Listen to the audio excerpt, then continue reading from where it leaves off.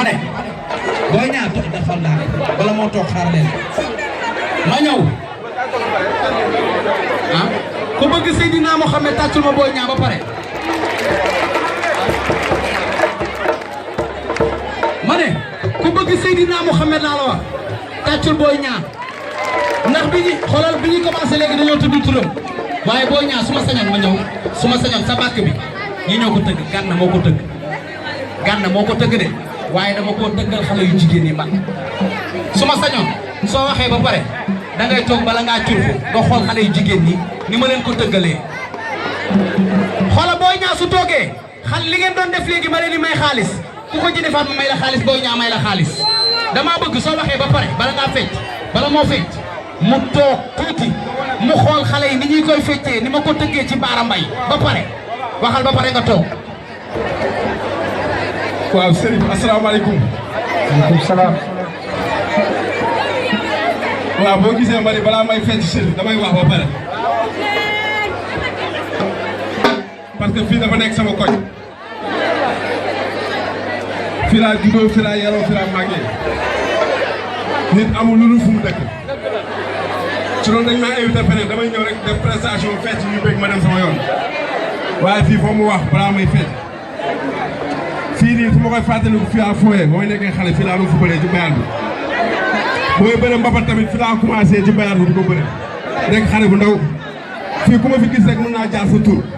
kon fii sama koñ la. waaw avant tout dama leen di sant di leen remercier. Aliou waaw.